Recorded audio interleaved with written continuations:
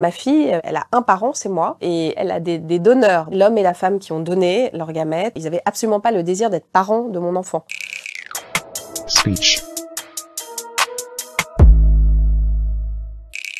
Je suis maman de Georgia qui a 16 mois aujourd'hui. Je l'ai conçue grâce à une clinique de fertilité à Barcelone. Le déclencheur, c'est l'homme que j'ai rencontré à 39 ans qui finit par me quitter. Je perçois en fait à travers ces mots que le vrai sujet, c'est l'enfant. Ça m'a provoqué un déclic. Pourquoi je n'ai pas assumé ce désir toute seule. Et ça veut pas dire que je vais rester seule toute ma vie. Et ça veut surtout pas dire que mon enfant va être malheureux. La PMA en France, pour l'instant, elle est pas encore autorisée aux femmes seules. Jamais j'ai pensé à faire un enfant avec quelqu'un que je connaissais pas ou connaissais peu. Moi, j'ai pris l'avion et je suis allée à Barcelone. J'avais vitrifié déjà mes ovocytes quand j'avais 36 ans, mais c'était pas du tout dans l'idée d'avoir un enfant seul. C'était dans l'idée de m'en servir plus tard avec un amoureux si jamais je le rencontrais trop tard et que ça marchait pas. C'était en 2014, donc c'était il y a longtemps.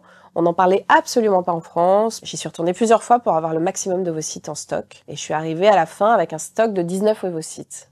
Ce que moi, je considérais comme une garantie maternité. Bon, l'histoire dit que c'était pas tout à fait ça. Quand on congèle des ovocytes, par exemple, à 30 ans, si on les transfère, une fois qu'ils sont devenus des embryons, à 40 ans, ces ovocytes ont toujours 30 ans. Ce qu'on dit pas, c'est que ça marche très bien quand on est jeune, quand on est plus âgé, et pourtant 36 ans, honnêtement, c'est pas très âgé. Ça marche beaucoup moins bien. J'ai fait 5 FIV en 11 mois. C'est beaucoup, ouais. En fait, ça veut dire que toute ma vie était paramétrée sur ces tentatives.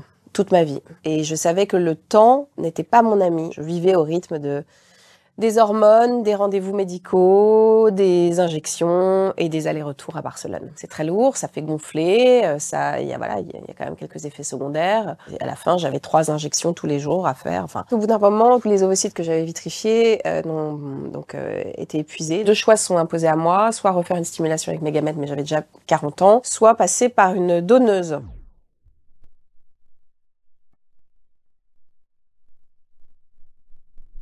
C'est-à-dire un double don, une donneuse d'ovocytes et un donneur de sperme. C'est-à-dire concrètement que mon enfant n'allait pas porter le même patrimoine génétique que le mien, ce qui est un très grand pas à sauter. J'ai eu des remarques assez déplaisantes à ce sujet. Une personne m'a dit